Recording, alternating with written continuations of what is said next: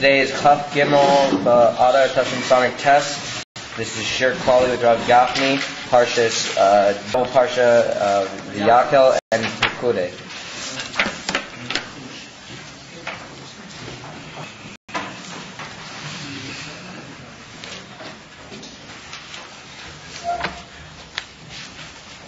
Right, so we're turning to Parsha Pekudei, the second of the Parshas which are Mechubor in this week's Kriyas HaTorah. We're turning to chapter Lamed Tes, chapter 39.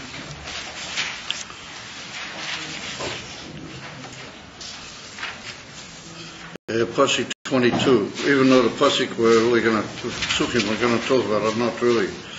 Pasuk 2. I'm sorry, that's already chapter 38. So that's chapter Lamed Tes, Pasuk Kof Beis.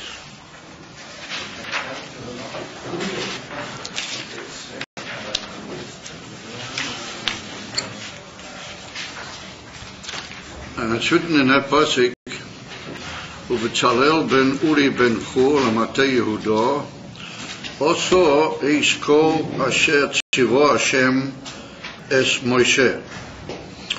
That Bechalel ben Uri ben Chur, that he belonged to the tribe of Yehudah, he did all of the inyanim in reference to the Mishkan, what the Eibishter commanded Moshe.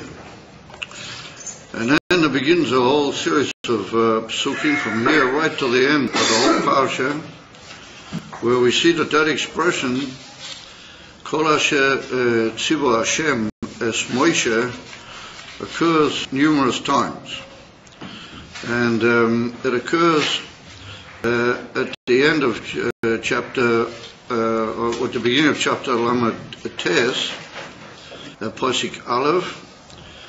It's written summing up all the things that have been bought by the people for the Vedas HaMishkan. Vayasu es Bigdei HaKodesh asher le'Aaron kasher tzivo Hashem es Moshe. And then, if you look carefully from there on until the end of the parasha, it begins a whole series of reports as to how the Bigdei Kahuna were made. And at the end of each portion, and the end of each beged that they made, it's written, Kasher tzivo Hashem es Moshe, that they made the Bigdei Kahuna, and at the end of each one it's written Kasher tzivo Hashem es Moshe. And you'll notice at the end of each sub-chapter it's written exactly the same words, Kasher tzivo Hashem es Moshe, and it goes all the way through to the end of the Bigdei Kahuna, and then at the end it's written on Pasuk Lamed Beis, Vateichel kol avidos mishkan oil moyed, Vayasu b'nei Yisrael kechel asher tzivo Hashem es Moshe, Kain osu. And then it's written that they brought the Mishkan to Moshe Rabbeinu. Rashi tells us just they couldn't put it up; it was too heavy for them, and that miraculously Moshe Rabbeinu put up the Mishkan. And then it's written that he began to put everything in place. And it's written that Moshe Rabbeinu took all the Avedas HaMishkan, what they brought to him, and he put it all in its place, and he began its functioning. And at the end of each passage, it's also written, the expression at the beginning, it's written, Kachel asher tzivo Hashem es Moshe Kain asu. That was in reference to the Malacha.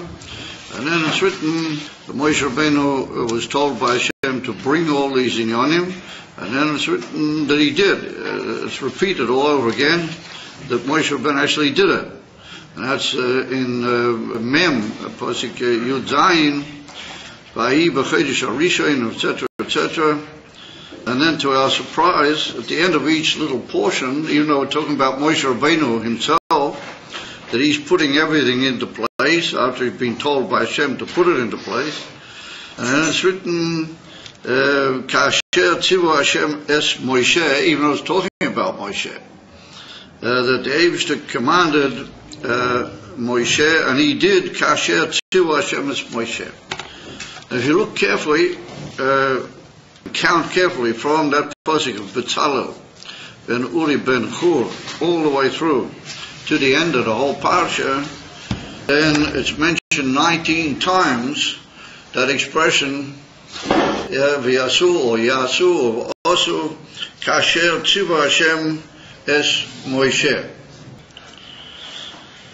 So that's a rather wondrous thing. I mean, we could have just written at the end of the whole thing that everybody did everything, and including Moshe Rabbeinu himself, he for sure did everything. Kasher Tzivu Hashem es Moshe. And it's of some amazement that that doubling up many times of that statement is only in one portion of the HaMalacha, which was the Big Day Kahuna. Because in reference to all the things that the people brought, which are mentioned again at the beginning of VaYakhel Pekudei, then it's written a summing up statement at the end that they brought everything Kasher Tzivu Hashem es Moshe. That tends to make a bit of sense, because it's like a general summing up cloud, then you get to everything that they brought. All the other statements, however, in the Big Day Kahuna, every little portion, if you look carefully, you'll see at the end of each little section, it's written that they did a Kasher Tzivu Hashem es Moshe. And so we see that leads to 18 times. And what is included in the 18, even more amazing, is that when Moshe Rabbeinu himself is actually putting the things in place, then it's written Kasher Tzivu Hashem es Moshe in the third person, when it's talking about him below. And then at the end of all that, then it's written that the Onan rested in the Ohel, but Moshe wasn't able to come in because of the Onan Hashem, which came down and rested in the Ohel.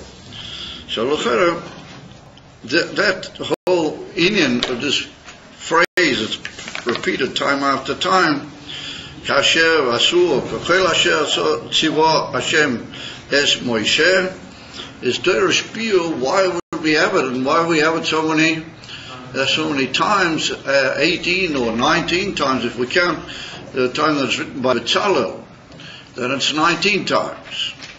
But we'll see, according to certain cheshbonos, maybe we don't reckon that time over there, and we remain with the 18. So l'chora 18 is a rather famous number, and that l'chora is a shayla by the simple reader. What's the inyan of 18 times over here? What sort of a shaykhs does it have? So the fascinating inyan is the Rashi doesn't comment about a klalu. Rashi doesn't make any reference to this continuous repetition of the same phrase time after time. Rashi doesn't say anything about it openly, Beklal. And if we wanted to devote a long time, we could maybe work out some reasons why Rashi didn't comment about it. Suffice it to say, just very, very briefly, without going into all the biurim and the tamim b'dover, because that's not the purpose of the Shia. Although we notice a very amazing Rashi right at the beginning of VaYakhel Pekudei, where Moshe and Betzalel have a difference of opinion as to how to make the seder of all the inyanim of the Mishkan. And Moshe Rabbeinu wanted to make, first of all, the kelim, and then to make the Urias and what we call the actual Mishkan. And Elo Betzalel said to him, he said, you'll have the kelim, but where are you going to put them? First of all, you have to make a house, and then you have to put the kelim inside the dwelling. So Moshe Rabbeinu said, oh yes, you're right. He said, the truth of the matter is that that's the way I heard it by Sinai. That's the way the Absh actually said it to me. And he said, but that your name fits you very well, Betzalel, that you must have been hiding behind the rock or something on Mount Sinai, and you heard what the Eibishter said to me, or Al-Chaparim Baruch HaKodesh B'Tzalel knew what was the Emes to say then. And the Alter Rebbe is married in that Inyan in the Maimon Torah, particularly at the end of the Maimon Parsha VaYakhel. The Alter Rebbe is given a whole beat, the machlekes between B'Tzalel and Moshe Rabbeinu. B'Tzalel held that way, and Moshe Rabbeinu held that way. And it's very fascinating. Anybody wants to look it up. But the Nakuda being that we see that Moshe Rabbeinu and B'Tzalel were very intimately involved in discussing each detail, beneged to the Siyas HaMishkan and all the Kalim and the Seder, how to do it. And Moshe Rabbeinu relied heavily on B'Tzalel because he said, B'Tzalel Keil HaYisa, that you obviously, Baruch HaKodesh, you know certain things even before I have to tell you. So therefore, all the Chachmei Lev that they worked on the Mishkan, they were all Talmidim from B'Tzalel. Afil Oliyov from Shevet Dan, he was also Talmidish of B'Tzalel, and so they were Mekabel from B'Tzalel. And the Torah tells us that was Kasher Tziv Hashem Es Moshe. It was originally told all that to Moshe Rabbeinu, and there's no reason for any Torahs, Klal, because B'Tzalel anyway was B'Tzel Keil. He knew all the inner secrets, even in a way, without hearing them from Moshe Rabbeinu directly. And that's for sure, that everything he did was Kasher Tziv Hashem Es Moshe. So, I mean, that would answer why it has to be written once or twice, but it wouldn't answer why it has to be written 19 times.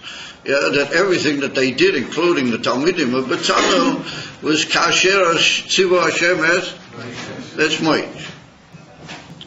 So, time of boy, it demands a reason and a time. What's behind this whole repetition of that phrase? Comes along the Ramban, not here, but in Parsha VaYakhel. And the Ramban says that we see that the whole Inyan of the Avedis HaMishkan was a most unbelievably elevated Inyan Eloki.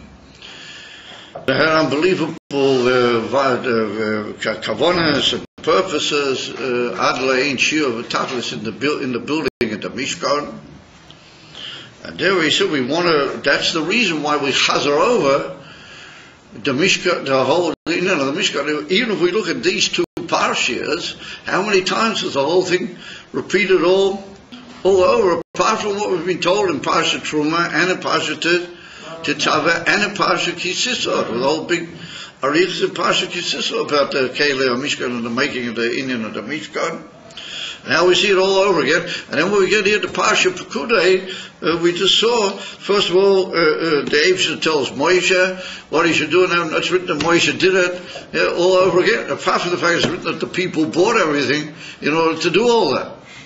And so we see this amazing repetition time after time, but again to the Mishkan. So the Ramban says that due to the unbelievable Kedusha and the unbelievable importance of the Mishkan to the Jewish people, and he puts a remez in the famous Inyan, what Rashi brings, that there's also a remez to the Shnei Batei Migdor, VaYakhel Pekudei Mishkan Ha'edus. Rashi says that's from the word mashkin, that the Eibishter took a mashkin, he took a pledge, had a collateral from the Jewish people to make sure they would pay back everything. That was the Inyan of the Beis HaMikdash twice. And that's a whole big proof. When Rashi were talking about the Mishkan also, the whole Inyan of the Beis HaMikdash becomes the Ikka discussion. So therefore we have to say that the Inyan of the Beis HaMikdash is inherently hidden in the whole story of the Mishkan. And the Father Ramban learns is such an unbelievably essential Inyan. How many times a day do we pray that Yibona Beis HaMikdash b'mheiro v'yomeinu? That's one on the Tiyuch of the Rebbe, Melech HaMashiach. Who are you, Balabos, to tell the Eibishter how he should do things? Let him do it himself. And you say, no, Maheiro v'yomeinu, it has to be swift. And like we say in davening, as Tzamak David, Avdecha Maheiro Satzmiya. So who are you to tell the Eibishter when he's going to do it or how he's going to do it? No, you say, no, Mahelo, you have to do it very swiftly. And so we see that the Inyan of the Beis HaMikdash is an essential Inyan in the whole of Yiddishkeit and in the whole of the Osid, of the Jewish people, and the Osid of the whole world. Yeah, because the whole world's going to be Oile Beis Elokei Yanki, as it's brought down in the Navi after Moshiach will come. So the far, says the Ramban, since it's such a central Inyan, and the far it's brought Pam Achri Pam, all the details and all the Inyan. And he also says, why is it written each time, Kasher Tzivu Hashem Es Moshe? And he said, that's a Maila and a Chibor. You know, something that's very dear to you, you keep repeating it over. You know, like somebody's got a big dear thing every now and he looks to see if he still got it, you know, and he keeps mentioning it to himself, etc. And if it's clear that the Eibishter couldn't stop mentioning the Mishkan, Miroiv, Hachibor, and the tremendous importance and action that it has in the eyes of the Eibishter. And every time there was a new step, Kasher Tzivu Hashem Es Moshe. And these are the Ramban. But Lefizeh Kuntais, or comes along the Saporno, and the Saporno, he mentions a new idea which we're going to meet up with the Barichas as we go along. And that is, the Saporno says that the reason why we say in reference to all these inyonim, Kasher Tzivu Hashem Es Moshe, that comes to tell us that when the people made the Mishkan, the Chachmei Lev and Betzalel, and all the people, when they made the Mishkan, they had in mind, and they were mechaven certain kavonas. And they had in mind a kavona that everything should be Kasher Tzivu Hashem Es Moshe. In other words, that they did it in Azar Oifen, with Azar kavona and Azar purpose and Azar attention of mind, that everything should be the way the Eibishter wanted it to be emes. And how did the Eibishter want it to be emes? Kasher Tzivu Hashem Es Moshe, the way they heard from Moshe that it was supposed to be. Well, they were mechaven a kavona. Well, that's where they're slightly different Indian. Well, that moves it further into the workers themselves. Not just that the Eibishter chazed it over because of the great affection that the Eibishter has for the whole Indian. It was an Indian in the workers, it was Indian in the, how do you call it, the Gavra, that they had over in mind the whole time, and they would be mechavan, all sorts of kavonas, that it should be in the way that the Eibishter wanted. And it should be, lefi rotzen, hakel is borach, k'moy shener malamoish. So ourselves, the Shaila, if that's the case, what sort of a Kasher Tzivu Hashem Es Moshe exists here? Because if we look in the Moine HaMitzvahs, if we look in the Rambam and in the Sefer Chinuch, where they count all the mitzvahs in the Torah, then the Rambam and the Sefer Chinuch and most of the other great counters of the mitzvahs agree more or less with that. They have slight variations. And the Rambam brings in the Sefer Mitzvahs that there's only one mitzvah kloliyas, and that is to asuli mikdash v'shochanti v'seicha. That you have to make a mikdash, and you have to build the mikdash that the Eibishter should be able to dwell amongst the Jewish people through the mikdash. And all the kalim and all the things that were put in, the orein and the menorah and the shulchan, and all those inyanim, and all the uriyas and all the things, they're not separate mitzvahs in their own right. They're all part of the general mitzvah of asuli mikdash v'shochanti b'seicha. You got to place that.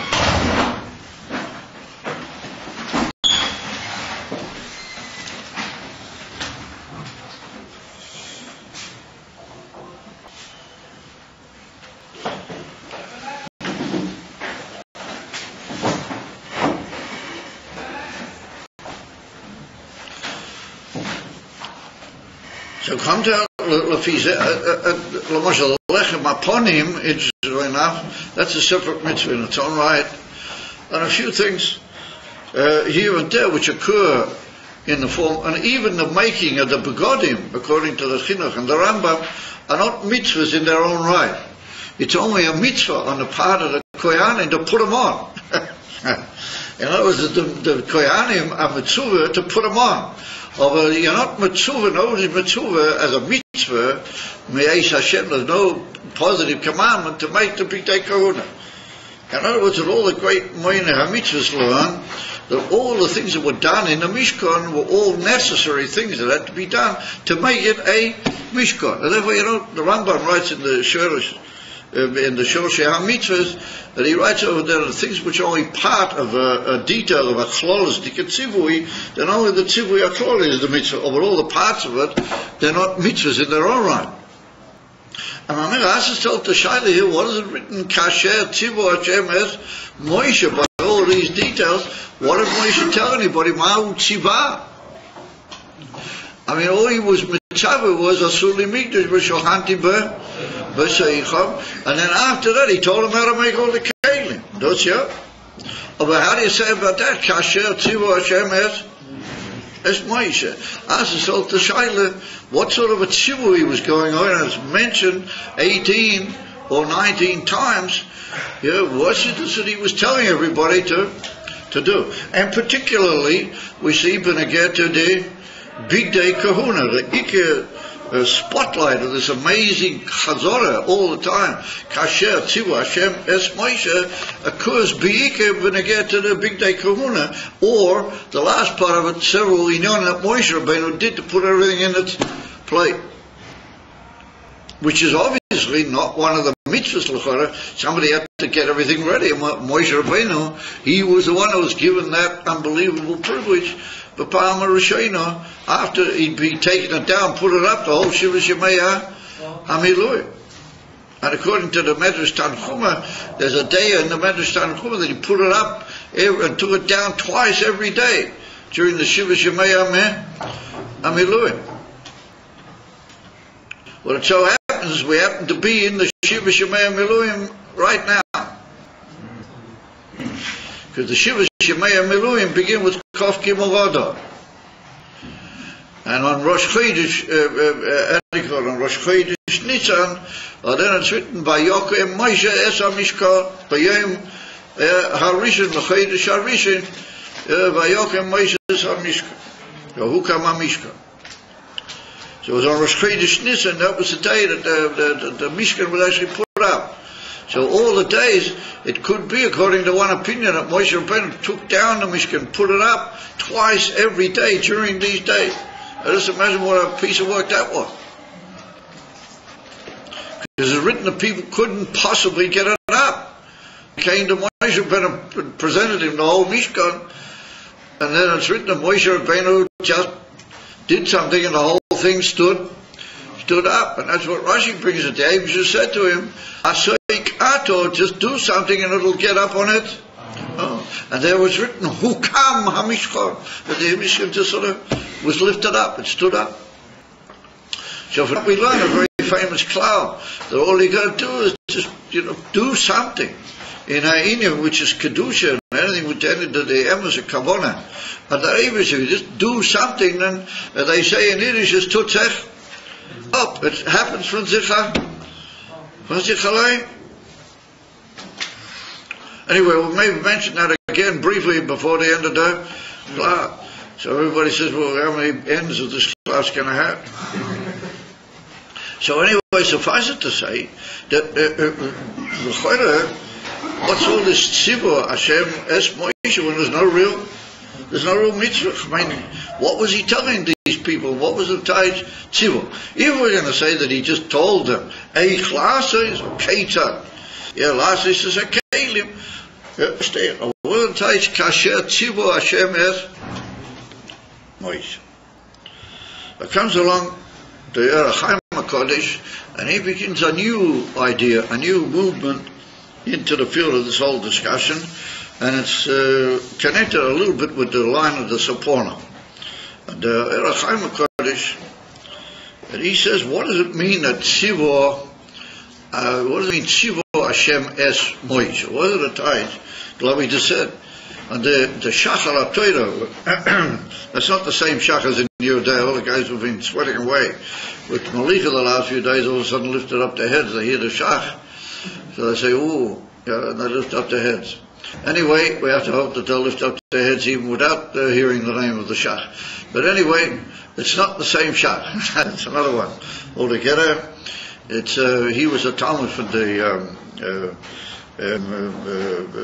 Reish Chochmah in Tzfas. He was in the same time as the Rizal. He was Marek Yomim, and also I think he learned from the Rizal. He was even next of a Talmud from the Rizal, but he was a very big, amazing figure in Tzfas at that time, the Shach al-Torah. And he also is medactic. You know, what sort of mitzvah was going over here, all these kasher tzivah Hashem es Moshes. And he goes into a similar idea, and he says that, and the Orach Chaim HaKadosh develops on the idea in a slightly different way, that everything that Moshe gave over to these Chachmei Lev and to Betzalel ben Chur, even though Betzalel maybe knew a lot of it, Baruch HaKodesh, as we pointed out, is that the Inyan Tzivui doesn't just mean the Tzivui to do the thing. Eino Chanami Mamish Tzivui wasn't really there in those Inyanim, except for the Tzivah HaKloli of the Inyan HaMishkan. Our Kosher Lema that we repeat it over each time just because we remind them of the Tzivah HaKloli of the Mishkan. And if the Shach al-Torah hints and the Orach Chaim HaKadosh develops on it at some length, and they say that there was a Inyan Ruchni, and that there was a Inyan at the Chachmei Lev, in order that the Mishkan should be built in the way that it was really meant to be. It was meant to be the Mishkan and the dwelling place of the Eibusha with all the Kavonas Noirois. And Moshe Rabbeinu was Mekabel all those Kavonas, Elyonis, the Noirois, when he was on Har Sinai. And only Moshe Rabbeinu knew all of those Inyanim. All of the Inyanim, Mamish, the Kavonas, Elyonis, the Pnimiyas that were in every prat of the Mishkan, thus Moshe Rabbeinu was the only one who heard and learned all of that. And therefore, Moshe Rabbeinu had to make sure that if those kelim were made in the emes ha'oifen that Hashem wanted them to be, the Hainu, they should be made with all the kavanas, apnimias that's in everything, that there should be a mishkan mamish lo yizbarach. And therefore, Moshe Rabbeinu had to give over in the form of a tzivui to Betzalel and to the Chachmei Lev all the pnimius and the kavonas elyonis v'chulu that there were in the Inyan Adar. Adamish. And therefore, the Orach Chaim HaKadosh, a few pirushim, all of them centered around that Inyan, and he learns kama v'kama dikduke pirushim, and he brings down a Gemara, Masechet Gittin. There is a machlekes there between Rabbi Yochanan and Reish Lakish as to what is the ikar in any asiyah that you do in in Torah and Bechlal. What was the ikar in the Inyan of Torah? Was it only the Maisa and the Kosu for Torah, or was it that there was a lot of kavonas and pnimius? He doesn't use the Lashon pnimius, but that's the purpose over there. Kamavur Shamin Rashi in the Gemara is that in each Maisa there was a whole world of things that weren't actually written in the Pasuk per se. And that's what the Orach Chaim HaKadosh develops on, that there's like a hidden world in each Keli where it's not possible that the Chachmei Lev could have known, even with all their Kedusha and all their elevation, and even Betzalel, it's not shy that they could have known all those unbelievable Seides, the Kavonis, Apinimiyas, that were in each and every prat at a Mishkan, being as it was, a Inyan Klali, from Diroloy's Barapo Badach Toinim, and the mensch has to become a medium, he himself has to be a Mishkan, Kamawah in Siddur. And if I had to build that Mishkan, Bapashtas, you had to have all this unbelievable knowledge of the Seides and the divine purposes which were hidden in every prat. And Mamela, on every prat you have to say that Moshe Rabbeinu, Kasher Tzivu Hashem Es Moshe, or that Tzivu is like an Inyan of a binding up, or a Tzivu, Loshen Tzavso, B'chibah, Kemavur, and Chassidus, that it's like a joining together and a kesher, atzmi, between two inyanim, or that Moshe Rabbeinu made sure that all the pnimius and seidas and high inyanim that were in every keli were bound over through the Chachmei Lev, that they were zeicher to carry out all this unbelievable pnimius that was b'chol prat, and the far kasher tzivu Hashem es Moshe. had to be said by every detail. And at the end, he's married the Orach Chaim HaKadosh, in how in every Inyan there's like the Pula of the Inyan, there's a Kavanah of the Inyan, and he uses certain famous expressions which are peculiar to the Lashon of the Orach Chaim HaKadosh. For those who know his style and his way of talking, his signon, as you might call it. And he's married out there with amazing Lashonos as to all the Seder that were hidden in the Pratim of the Mishkan. And all its Caleb and all the big day Kahuna v'Kayitza b'zeh. So we see from that according to him, the Orach Chaim HaKadosh it's a new movement into a new idea that in every Inyan, Moshe Rabbeinu gave over Tzivo, all the pratim that he'd heard from the Eibishter, but again to Kavonas and Pnimius HaKelim. And that was their kavanah, and therefore the Orach Chaim HaKadosh says that Yesh Leimah, that when they did it, and they're actually doing the malacha on the kelim and on the inif and the big day kahuna, that they said out loud that we're doing it. Hareini oisim, the kavanah zu, the kavanah zu. What if you ever been in a matzah bakery? Then you hear every day in the morning they all shrei, with one big chorus, led by the foreman or the workers over there. Hareini kol masha ani oiseh hayom ani oiseh l'shem matzahs mitzvah. I'm doing for the same. All these matzahs are going to be l'shem matzahs mitzvah. There was such a shrei. Just make it. Mark l'shem matzahs mitzvah. Elamai, but there's a inyan that a thing like that has to be nimshut per dibur. So in Pashtus you'll say, well, why does it have to be nimshut dibur? A man says it out and he remembers. If he actually says it, he gets involved in it, and it's enough that he have it at one, like the Alter Rebbe brings at the end of Perik Nun Aleph, the Alter Rebbe brings in Tanya that when a person writes a Sefer Torah or a Shreip Hoya Lesia, a get, that he writes, it's got to be Lishmo, or L'Shem, or to the infant of Sefer Torah has to be L'Shem Kedusha, Sefer Torah. It's enough if he mentions it, and he says, Pam Achas, or he has it B'Makshova, Pam Achas, Lifnei HaChasiva, Shaloise Hayom, or that particular time, however many hours he works, he doesn't have to say the whole time, L'Shem Mitzvah, or L'Shem Kedusha, Sefer Torah, V'chulu. And worse, because he brings it out. But Dibur, that already has Hashpah. And his nim shekilo al kola aveda al kola kavona etzloi. There's another Inyan, however, and that is that the Alter Rebbe brings in Tanya at the end of Perek Dalet that there's a tremendous kedusha in the Inyan Dibur.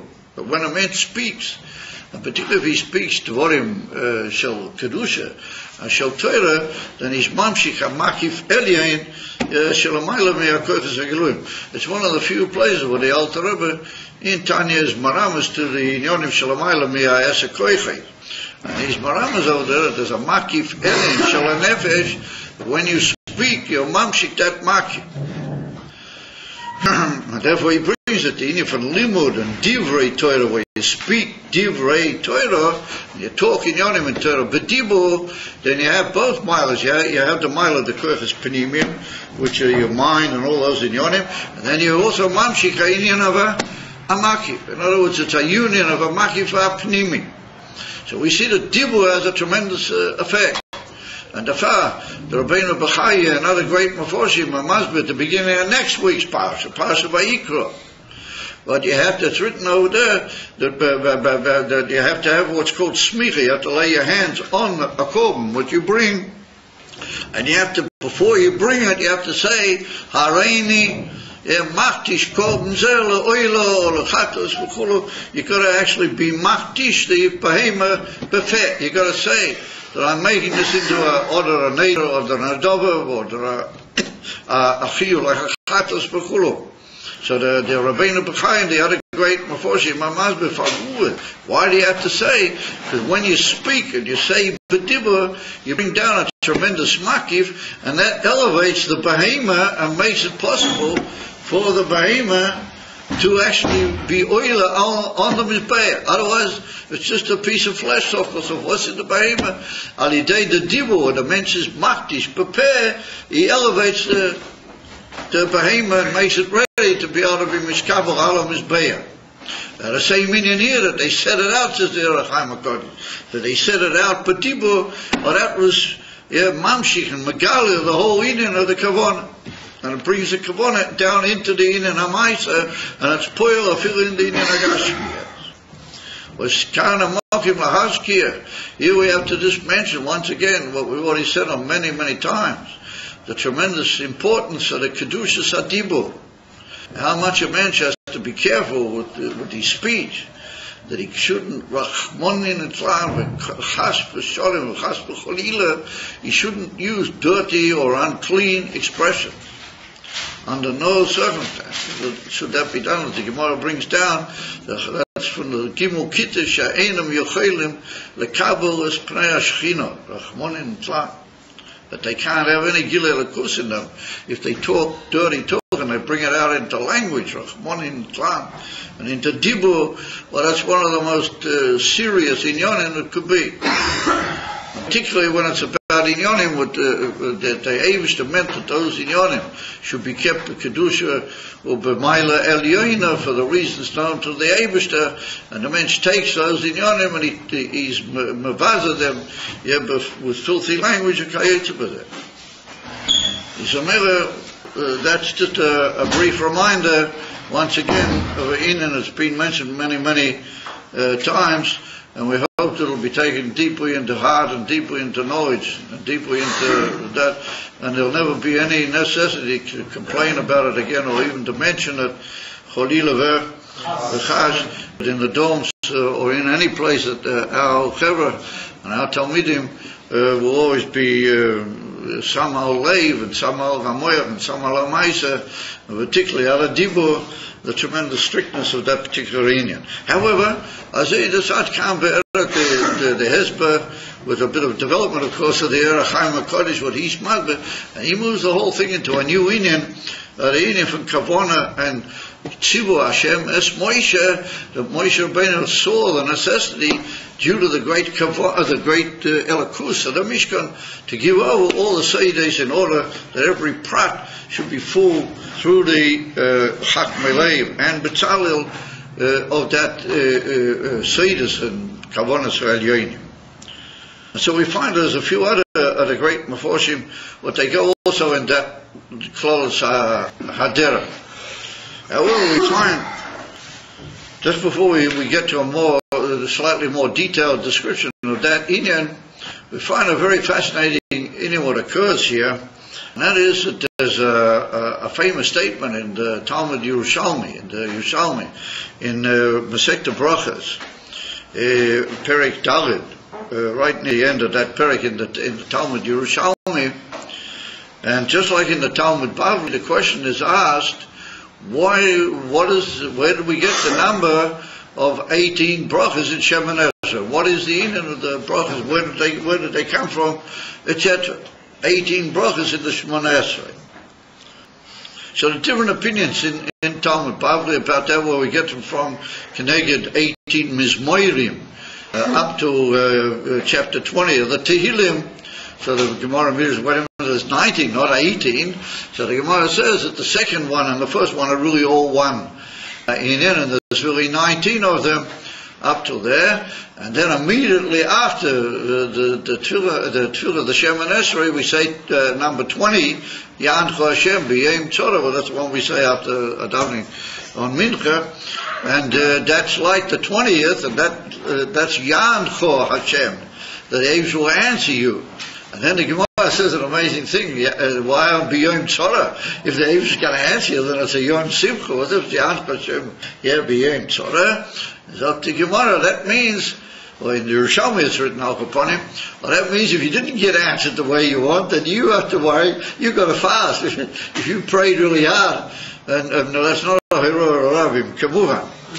And it's also brought down that the Talmud should walk up to his Rabbah. Well, they state in the Yerushalmi is that the Talmud should walk up to his Rav after Tefillah Shemoneh Esrei, and he should say to him, Yehi Ratzon sheYaneh Hashem Kol Mishal Etzelcha, that Yehi Ratzon, that the Aim should answer all that you've asked in your davening, because the Pshat Yancho Hashem B'Yom Tzorah, And if for what's a Yom Tov, it could be a Yom Tov, but not necessarily. Because we assume that the Eibush will answer all the prayer, and he does and he will.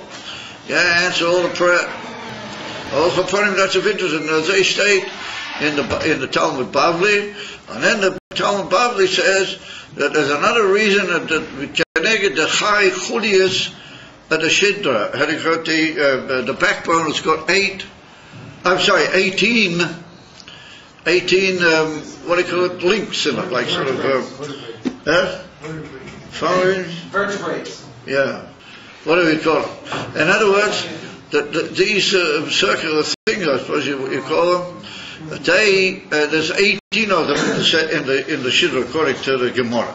And remember, the 18 brachas are connected to 18 things of the Shidra. So to Shiloh, why would they be connected to the 18 loops that there are in the backbone? There's really 19 brachas. So the Gemara says that was the 19th bracha was the Birchas Haminim, that the Chachomim in Yavne under Rabban Gamliel, that they put in the 19th bracha that you should pray for the downfall of all the betrayers of the Jewish people, all the pimpers and the creepers and all that, or creeps. That'd be creepers, that you have to pray for their downfall. And that's called the Birchas Haminim, and that was added by Rabban Gamliel in Yavne. So that makes 19.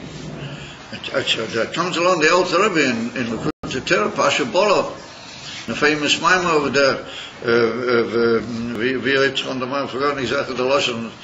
Begins. Lohibit Ovin Beyankiv. Yeah, Lohibit Ovin Beyankiv. Oh, there the Alter Rebbe is Mavaye. Why has got the Chai Chulias Hashedra? What's got to do with davening? Davening. So the Alter Rebbe says that just like the Shidra, the backbone, is essential to the whole balance of the body. And if anything happens to your backbone, and you can become absolutely mushlam mikol maisa, you can't do anything. You're Rahman, you can be finished. And the fathers of the Alter Rebbe who are dealing with the Indian of davening, that the davening is the highest of all the mitzvahs of a man.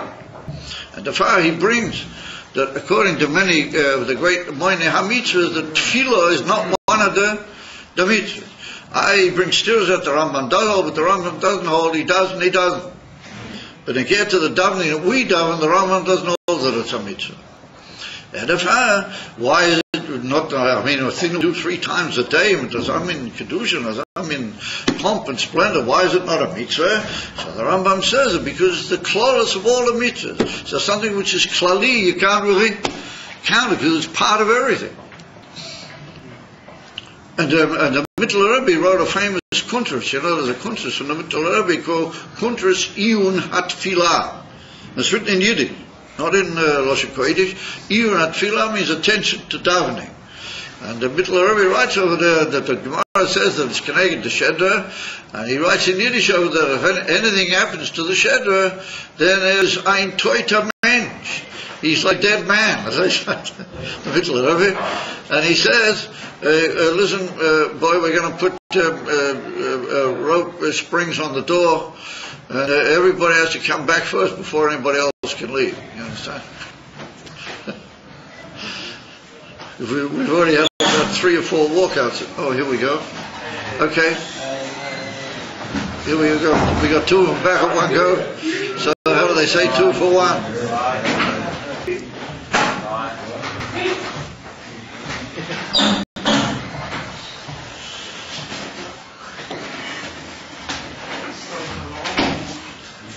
God, that was a good deal. We lost 1 and we got 2.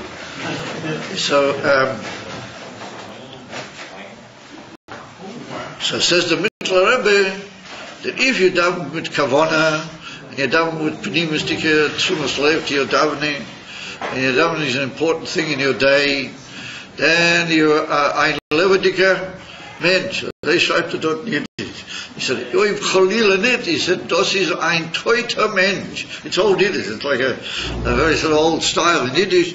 And he said, "That is a dead man." I said, in other words, that's even if the Chai Chudis HaShedra when they get to davening. However, comes along the Yerushalmi, and the Yerushalmi says an amazing thing. And the Yerushalmi says that all of the 18 brachas of the Shemon Esrei are connected the 18 times that it's written Kasher Tzivu Hashem Es Moshe here in the last part of Pasha Pekudei. The Yerushalmi, and the Yerushalmi says, well, it's 19, because if you count that one of Vital Ben Uri Ben Chur, there's 19 of them. And so the Yerushalmi says, well, we don't count that one. We only count the others. And the Mariponim, the one of the great Mefoshim on the Yerushalmi, he said a very similar thing. He said, because Betzalel, he was like a cloud. He was involved in everything. You can't really, anything in reference to him, you can't really count. But when it got divided up, Betzalel, in one opinion, in Pasha VaYakhel, Vayash Betzalel as Ha'orim. It's an unusual thing. So some people learn that the only thing that Betzalel actually did on his own was the Orim. So all these other Chachmei, they all received from Betzalel. Betzalel received from Moshe. So he was too general and too clearly to mention on his own. Adar. We mentioned all the other times. And then the Gemara, the Yerushalmi says that is it 18 times that it's mentioned Kasher Tzivu Hashem Es Moshe B'Mishkan Sheini. They state the lesson in the Yerushalmi. B'Mishkan Sheini. So I thought to myself, well, what do you know if there's Mishkan Sheini? I mean, how many Mishkans were there? So the Moshe, the other great Mefoshim on the Yerushalmi, they say that how many times he got the Mishkan in the Torah? He got so he said that they say that what the Yerushalmi means that by the time you get to Pasha Pekudei, you're already dealing with a second Mishkan. Mishkan Sheini, you've already repeated it full all over with all the kelim, with all the inyanim, with all the inyanim. By the time you get over here, it's already a new Mishkan, an higher Mishkan. And the Father Yerushalmi calls it the Pele Godel Mishkan Sheini. I was mamish amazed at that. And Mele Tefah, it'll make very good sense. Ela Pekudei HaMishkan, Mishkan Ha'edet. Rashi says, Mishkan, Shnei Piyomim. In other words, there's two inyanim. There's a hint in the Mishkan to another great Mishkan, the Beis HaMikdash, and the Gemara says in Masechta Shvuos that Mikdash Ikre Mishkan and Mishkan Ikre Mikdash. That the Beis HaMikdash is called a Mishkan and the Mishkan be called a Beis HaMikdash. In the Lashon of the Yerushalmi, you see the whole unbelievable saga of what happened in history with the Mishkan. And then later with the Beis HaMikdash, and later with the second Beis HaMikdash. And we're waiting without any patience anymore. The eyes are already creeping out of all the Jewish heads all around the world. Matzah Beis HaMikdash Ashlichi. Take you from Yad Man. Now that's a very fascinating deal in the Yerushalmi. Al Chapanim says Yerushalmi that's connected. So I looked up in there's a famous Pirush on the Chumash from the first Admur of the Kuman dynasty. What he was called the VaYakhel Pekudei, they call him. He wrote this famous Pirush on the Chumash called the VaYakhel Pekudei. And he was called Rabbeinu Yechiel Yehuda Safrin was his name. And anybody happens to come from England, there's some Safrins. In England, what they go back, as far as I understand it, they go back originally to this mishpacha, the Safrins. The Safrins are all the same. He was an unbelievable makubal, and he wrote this unbelievable beer, Derech HaKabbalah ala Torah. And he comes along and he brings down that Yerushalmi, and he says an amazing thing. He says that the Yerushalmi says there's 19. Now, if you look in the Shalmi statement, it's written 18 times, and then it asks the kasha, why don't we count the one about Uri ben Chur, Betzalel ben Uri ben Chur? So he learns by studies that Sofko says there are 19 brachas. There are.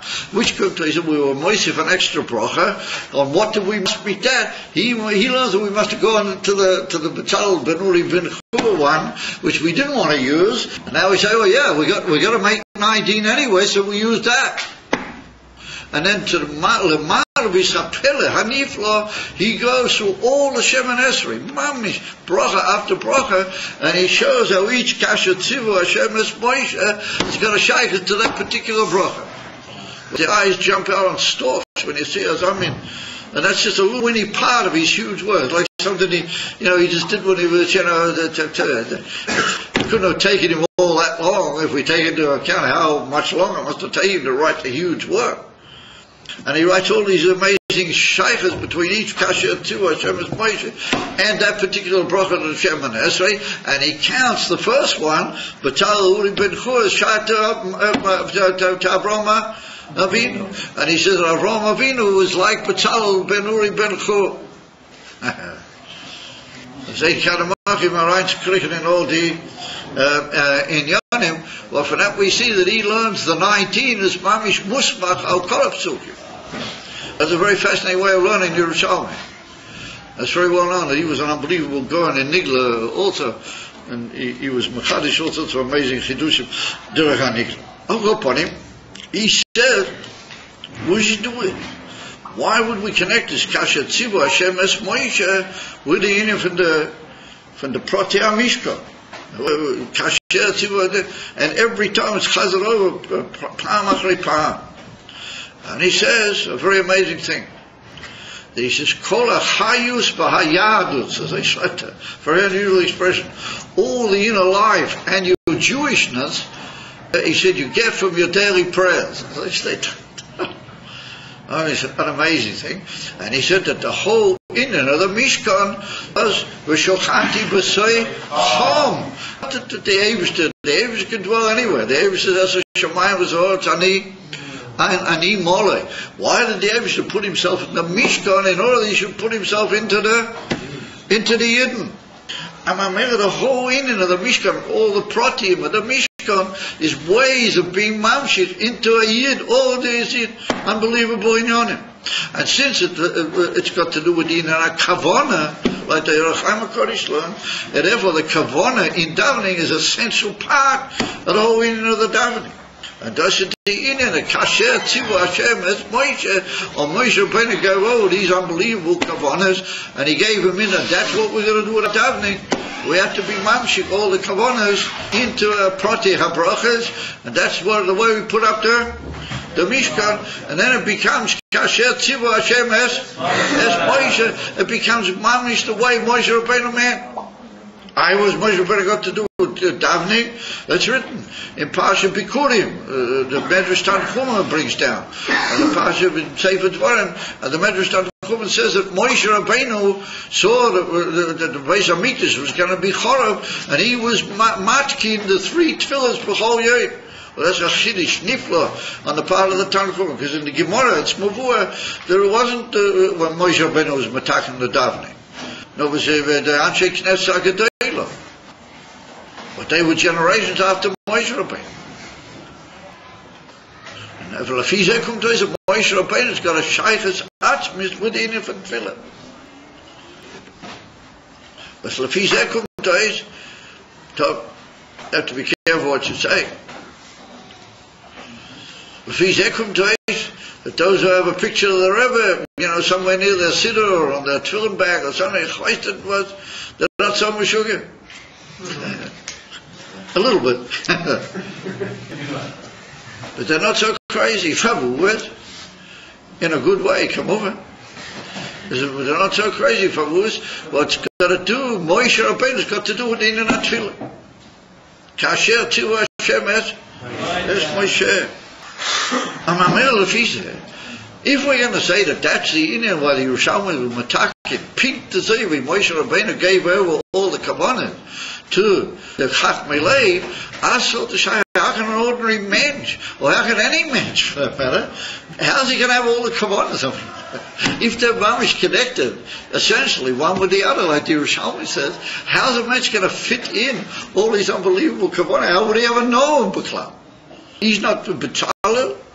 and Uri ben Chur. He's not Avraham Avinu.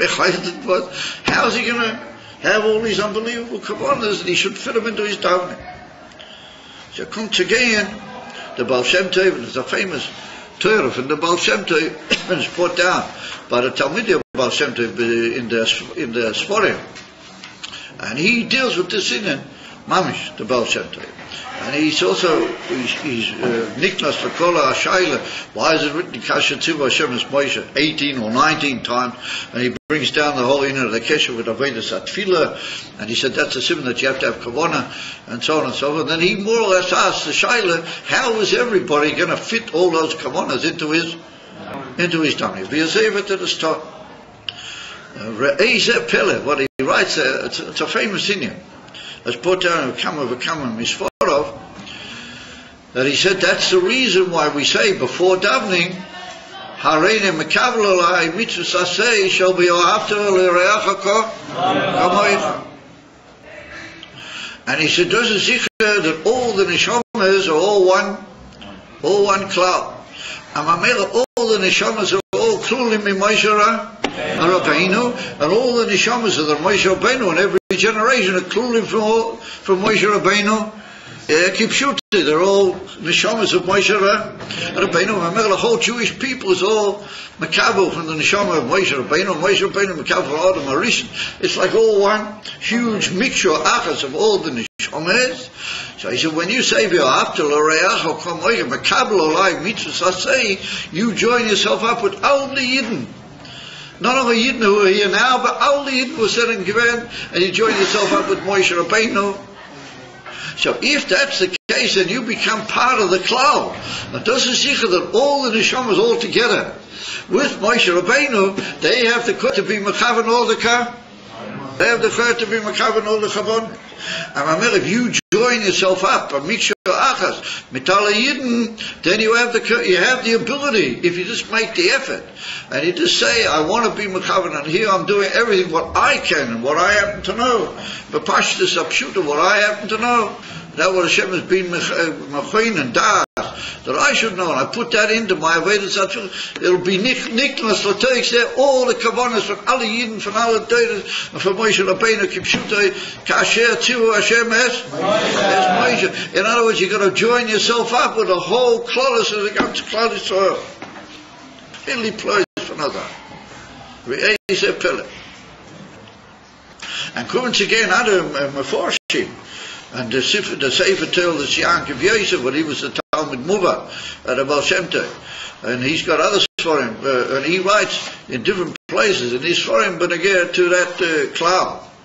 And he brings down that it's a tremendous union always to be ba'aktas, and to be part, to see yourself a part of the Klal Yisrael, and not to see yourself as a separate union. And that's what we see, that somebody showed me a Gemara before. And I couldn't see because I didn't have my glasses of the state, a Shmuel, hat gesagt, that al yeitje Adam es atzmei min ha-klal. A mensch toz het is te reis nemen min ha-klal. And das is beneged to halacha, as the Gemara brings over there. Beneged to the yin van Mezuman, as to whether you should say Navorek or whether you should say Baruch Hu. You should tell somebody else, but that puts you out of it. Okay, it's with it. And we see there's an union always, wherever you can, to be koil this atzmoy. If you're sitting with 3 people, 4 people, and the 4th person is leading the benching, then lefi that shtickle Gemara, it's better for him to say. He can't say Baruch Hu, and he's Yaitse, but it's better for him to say Nivorei, because when he says Nivorei, he's also part of the cloud. And those are Shmuel. Shmuel says, Al Yaitse Adam is Hatzim in a cloud. And the Gemara bringt dort a riot to Shmuel von a Breise. Noch a Breise. I have to think what's the chili from one Breise bis the other was ein kind of mokim a harik bezeh. Aber also upon him we see lefi there that there's an union always to be called b'teicha a klal Yisrael, and that's why it's essential to say before davening hareini mekabel alai mitzvah say v'yohavtu l'reacha. The Rebbe, the Talmud Tzedek, brings down in the famous Maimon of an Avos Yisrael, he brings down the whole thing over the Arichas Habir, that if you join up with all the Neshamas, then you can be mamshik the Ur in a complete way. The Eibush is able to give down the divine light to the whole body of the general Jewish people, all the Neshamas at a different parts of the body. But if somebody's not in place and he's made himself a Yechim and a Klal, then just like in the body, it stops the blood going and stops the whole thing in a way. In the same way, if you're not part of the Klal, you stop the whole Shefa Eloki coming down. Come over there and tell mitzvah. So we see that everything that our Rebbeim said is built on the Yesodus of the Baal Shem Tov. It's just with the amazing beer Chassidus Chabad. And if our Lefize, that's another development, an amazing development when we get to this whole Inyan with the Chaim HaKodesh open, a Inyan for Kavona, built on the Yerushalmi, that it's a Inyan, a Hoirah to each and every person, when we get to his whole Anhoga, Beklal, and to his davening, B'miyuchad. And that Kavona is a Inyan Ikri. It's a Inyan with, that's Kashet Tzibor. Hashem. I say, who might have kavanah? It could be, who are you? What you should do is join up with everybody, and join up with the whole klal of the ganze kavanah of everybody, and everybody together for sure hits the bullseye. One way around? No. Edify. The amazing emphasis of the Rebbe on Achdus Yisrael, not just Avos Yisrael, but Achdus. Everybody together be inyan echad. So another thing, Al Derech Nusach Lubavitch, I once heard from the Bnei Bacharov and Rav Landa, I heard from him a sipur, and he came to a inyan doimel ozeh. And that is, once the Rebbe Rashab, Nishmos Yain, as he was sitting Shiva, after the petir of his brother, the Razor. It's well known that his brother, the Razor, was nifter. Much younger than the Rebbe, Quran and his bottle of Chaim Tevim, and the Rebbe sat Shiva a couple of days, because it's a whole story. Anyway, people came in to be Menachem Ovel, come to the Rebbe, but since so big was the Kahal, that they had to make certain times when people would come in. They just couldn't have people coming the whole time. It was impossible. So there were certain times that people were allowed to go in and be Menachem the Rebbe, and certain times when not. So I came along this chassid. He came from a place outside Lubavitch, and he saw the day was getting late. It was already early evening, and he didn't know anything about this whole Seder. And he just rushed over to the Rebbe's house, and he saw that was the Rebbe. They told him that's where the Rebbe's dwelling, inside the courtyard of Lubavitch, and he just ran over, and he sort of ran through the door, because he thought that the place would be full of Chassidim who were being Menachem the Rebbe. And all of a sudden he sees that there's nobody there. And so he stepped through a door, and who should he walk into? But the Rebbe is sitting on the low couch where people sit when they're wanting the clan. Avelim, and the Rebbe is sitting on his own in the room, and he ran into the room, and there's the Rebbe Rashab.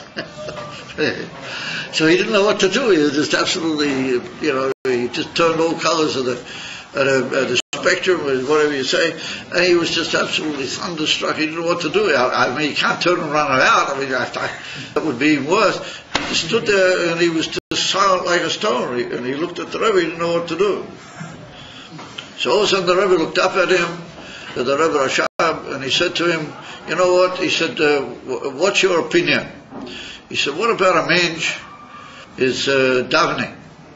And he said, put down in the Kisvei Arizal all sorts of amazing kavanas that you're supposed to have in that particular piece of the davening. And if you don't have those kavanas, then, you must be missing something. It's kind of dying. All these things are written, and you don't do anything about it. So he said, what is he supposed to do if he doesn't know all the kavanas? What does he do the time? So the Rebbe said, what do you think?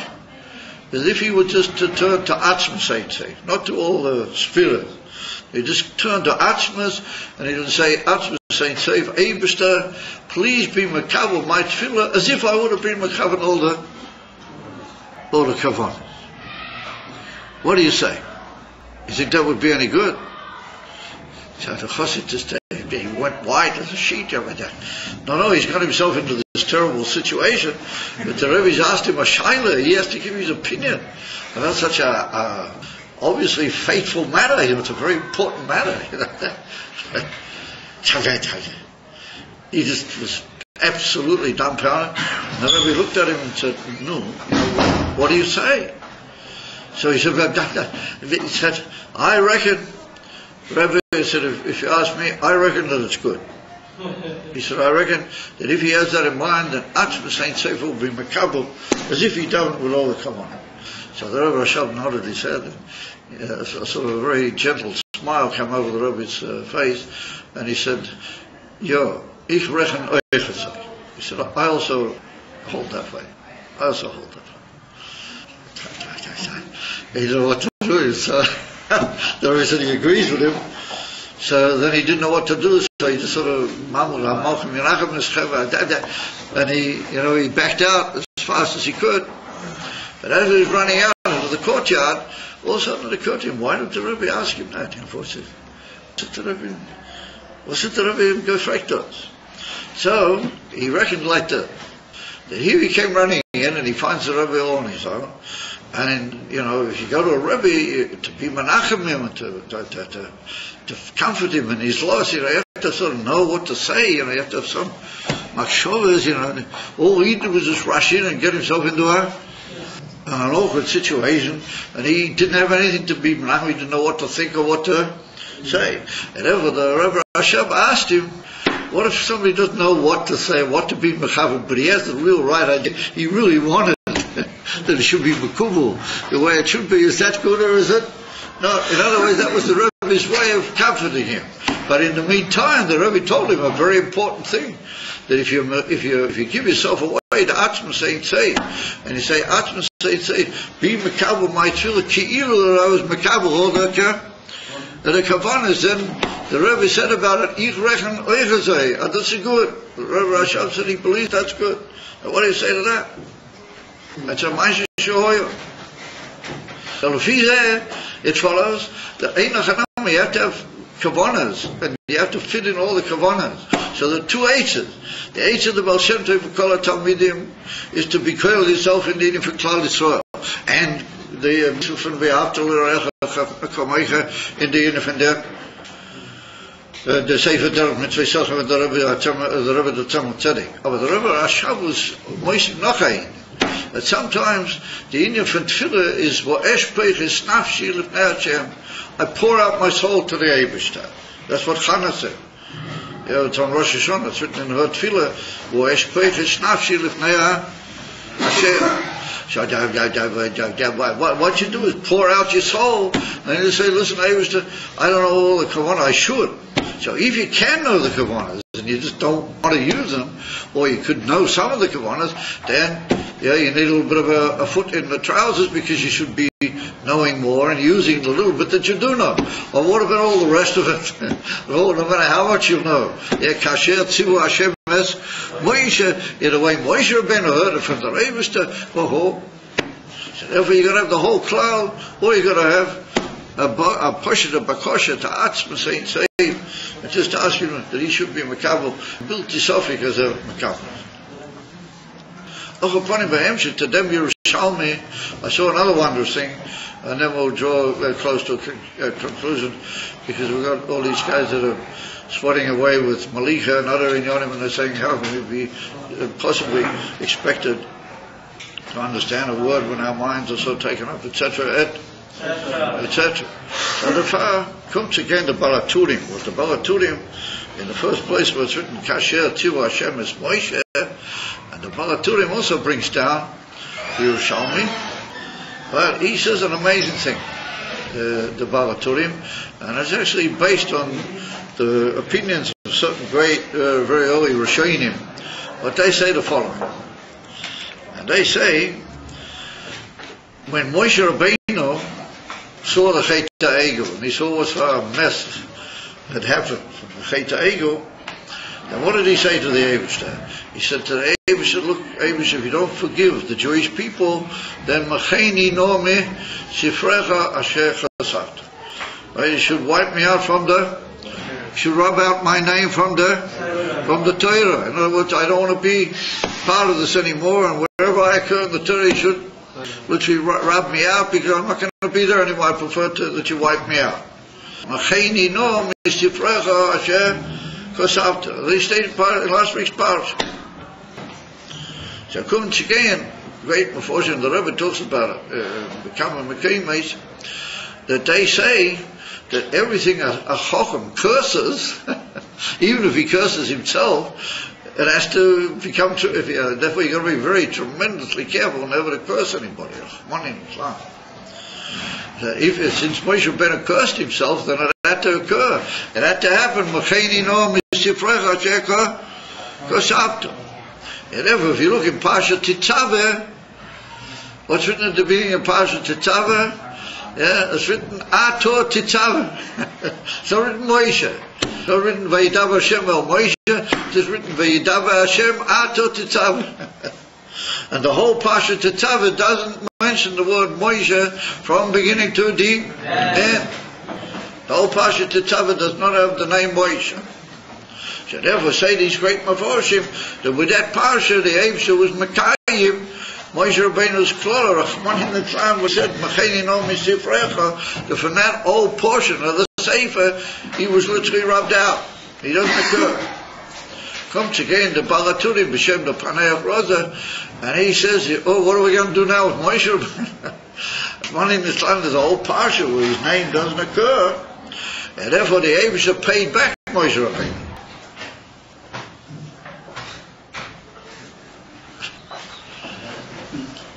I could make a very undignified remark if I wanted, but I want to.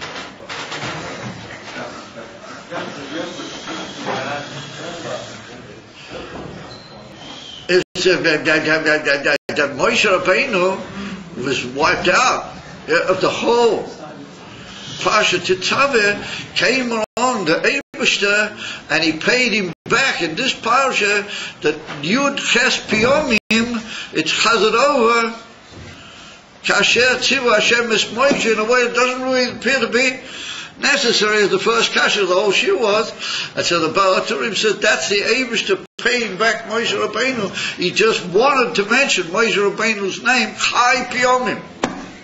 Which Chai, Eloshim Chai, to show that Al Af Kol HaInyonim, Rachman in Islam, the Sigurna Mecheni, there's also a Inyafer.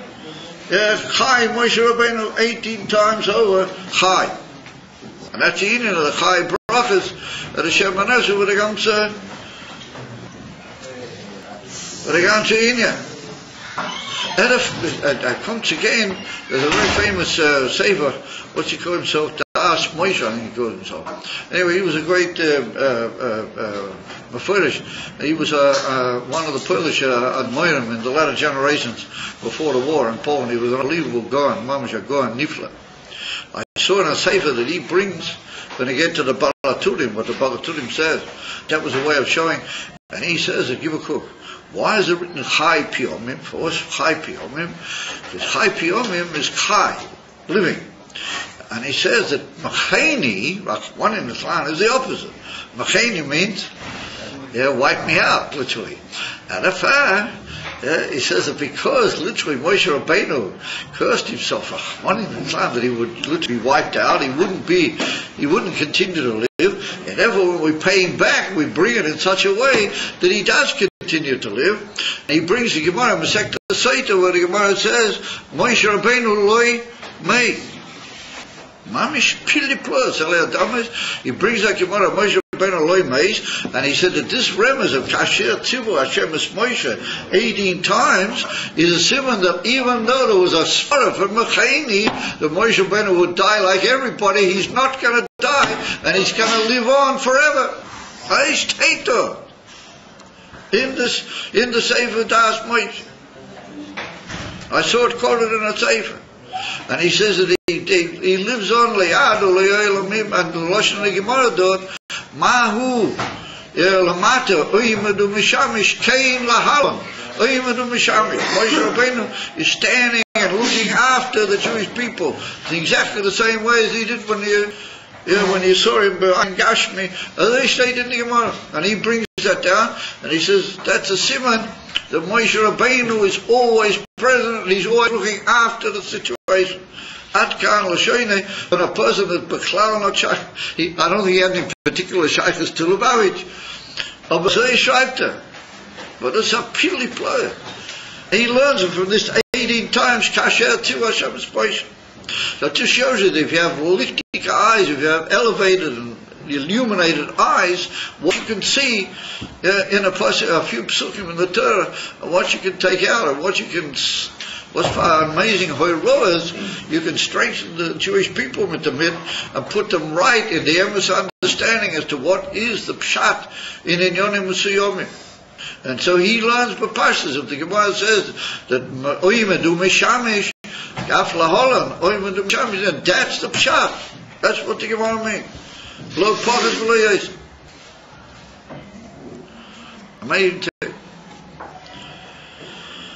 From that we see that Moshe Rabbeinu in this parasha gains the reality through those psukim of Kasher Tzivah Hashem as Moshe, the ever-living reality and the presence of Moshe Rabbeinu, v'kol eile shaheim b'shem Moshe Rabbeinu yikoru.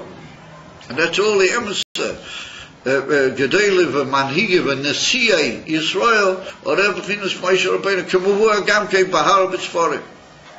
Not lav dafki l'bavit. That's the in order to be Messiah.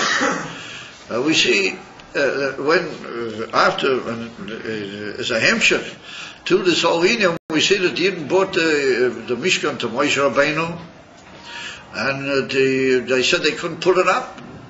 So it's written that Moshe Rabbeinu put it up, and Rashi brings down that the Avi said to him, "You do a little bit, and I will see that it goes. I will see that it goes up." So comes again one of the great Mefoshim that he was in the Gerush Sfarad. He was driven out of Spain at the time of the Spanish Inquisition. The Tzroyer Hamoyer is he's called. He's very early. Achrein, I think he's Sof Zman Rishonim B'Tchilas Tkufas Achreinim. He's the most amazing person, most amazing sefer. B'derech HaPnimis, v'gam b'derech HaNigla. And he says, we should touch that the Yidden couldn't put up the Mishkan of Moshe Rabbeinu could. So he said that if you look carefully in Rashi, it's not that Moshe Rabbeinu put up the Mishkan. And he said, really nobody put it up. After lo ekim the Mishkan. That all Moshe Rabbeinu was told to do was to put his hand or do something, and then it would all stand up on its own. And he says the same with the Indian of all the Kalim. You see, you want to tell me that Chosh Mishpat with all these unbelievable, that ordinary human hands could have finished that with all the perfection the way it was. It's just the shaykhs. And he goes into the different kalim and the orid. I mean, to make all those kruvim, in one mixture out of gold with the whole thing. And Moshe Rabbeinu with the menorah, he didn't. That's brought as a dugma. So he's not only a dugma achas, but he says koyin hoya im kol kalim in the Mishkan. He said that the Yidden and the Betzalel and all the people in the Chachmei Lev, dafki because they had this unbelievable kavona and they had this unbelievable desire that everything should be the way they wanted it. Kasher Tzivah Hashem es Moshe. All they did was just do something, and it all happened on its own. A Chiddush Pele. And then he brings down the famous Medrash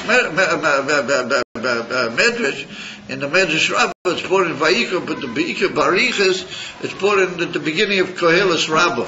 That's the Mishnah, the Medrash Rabbah from Sefer Koheles. It's brought down there about Rabbi Chanina ben Doisa, where everybody's heard of him. He's brought down in the Gemara Masechta Brachos, and the Gemara says about him that he was a Malumad Benisim. He was, how he got very capable with making miracles, a Malumad Benisim.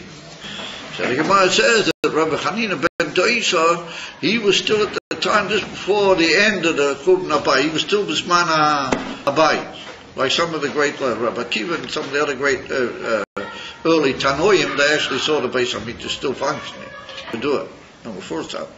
And Mamela, he came out, it was a time when people were taking things up to the Beis HaMikdash to offer, like, offerings and Pekudei and things of that nature for the sake of the Beis HaMikdash. But he was an Onik, a Masupa. He didn't really have much way of getting anything special. He walks out and he sees this huge, beautiful stone, Mamisha,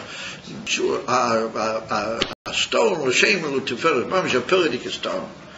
And he says, oh, that would be just wonderful. I'm going to give that stone to the Beis HaMikdash. That's going to be my truma to the Beis HaMikdash. They're going to have to shape it. They already find out how to do it. They know what they're doing. They'll shape it and they'll put it somewhere. Lebedik Habayis. Now all of a sudden he said to himself, oh, I forgot, how am I going to get that all? How am I going to get away to Yerushalayim? He doesn't have a semi-trailer of his own, and he certainly didn't have enough money to hire a semi-trailer. And what's he going to do? So it's written that all of a sudden 5 peoples, very impressive looking peoples, they came walking over to him. And he looked at him and he said, who are you guys? And I said, oh, we are who we are. And I said, what's your trouble, Maisha? So he said, look, I've got this very beautiful stone here, and I'd like to take it to Yerushalayim, to the Beis HaMikdash. They said, no trouble, Maisha. So he said to them, what do you mean, no trouble? I said, we'll take it for you. Absolutely no trouble. So he said, oh, that's very kind of you. How much do I have to give? And they said, oh, no pay required whatsoever. The only thing we require of you is that you have to put your finger, or your little finger, on the stone. You have to do that. Just put your finger on the stone, please. So he said, okay, he put his finger on the stone. All of a sudden, in a few split seconds, he's in Yerushalayim, and he's with the stone right alongside the Beis HaMikdash. He stayed in the middle. So he said, what was this? So it was revealed to him that these 5 guys were Malachim. They were Malachi Elokim. They were sent specially to help him bring up the stone to the Beis HaMikdash. So everybody asked the Shaila, why did they say to it, you got to put your finger on it? So the answer is that you got to do something. There has to be a pa'ula on the part of the Adam, of the emes believer in Hashem, and the emes person, Boteya, the emes B'Hashem.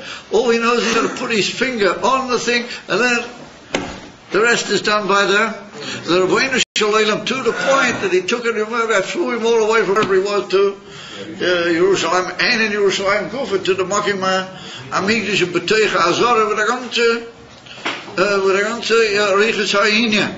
Edifar, learned the Tzor HaMorah, that's a klal for Kol Inyanim. And he said, every Kol Adam, Yochel Liskais, yes, the matzav of Rabbi Chanina ben Doita, that al yidei, that he will trust in the Eibush, and they know that everything is Mishkan Hashem by Ayid.